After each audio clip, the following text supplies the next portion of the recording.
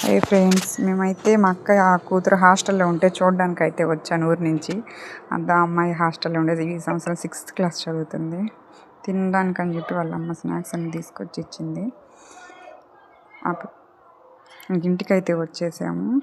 ఇంటికి వచ్చి అమ్మాయి మినువులు నానబెట్టింది గారెలు చేయడానికి నేను వచ్చానని చెప్పి. ఈ నానబెట్టి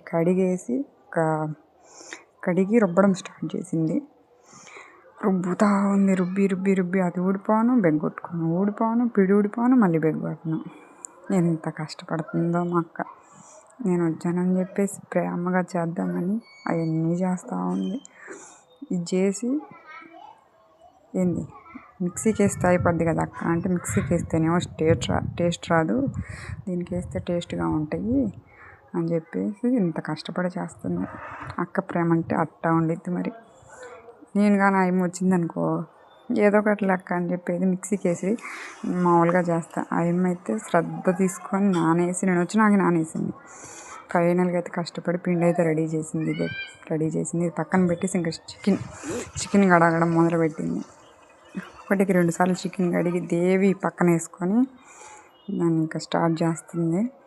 పక్కన వేసేసి ఆల్రెడీ పొయ్యి మీద పచ్చిమిర్చి, ఉల్లిపాయలు, టమాటాలు, పసుపు వేసి బాగా అల్లం పేస్ట్ కూడా వేసింది. దగ్గర పడ్డాక ఇంకా బాగా మిక్స్ చేసి చికెన్ అయితే వేసేసింది. చికెన్ వేసి మళ్ళీ మిక్స్ చేసి కొంచెం ఆల్రెడీ దీన్ని కుక్కర్లో ఉడికిచ్చింది, పెద్ద బాయిలర్ కూడా అనేసి.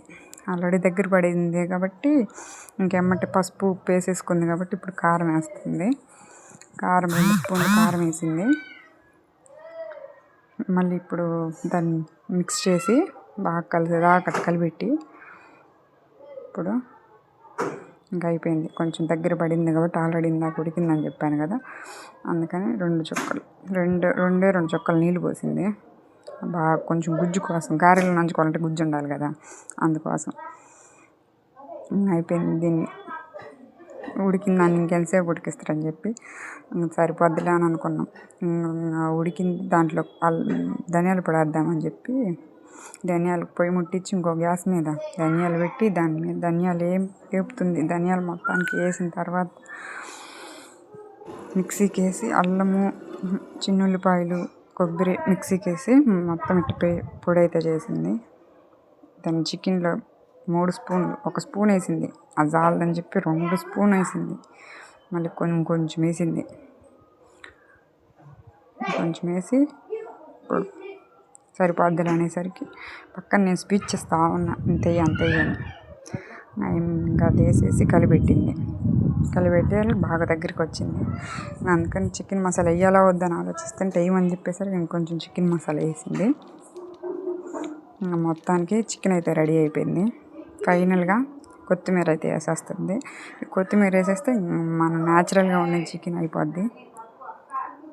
న్యాచురల్గా ఉండే చికెన్ అయితే అయిపోయింది. మనమేం పెద్దగా కష్టపడలేదు దీనికి. ఇంకా అయిపోయింది చికెన్.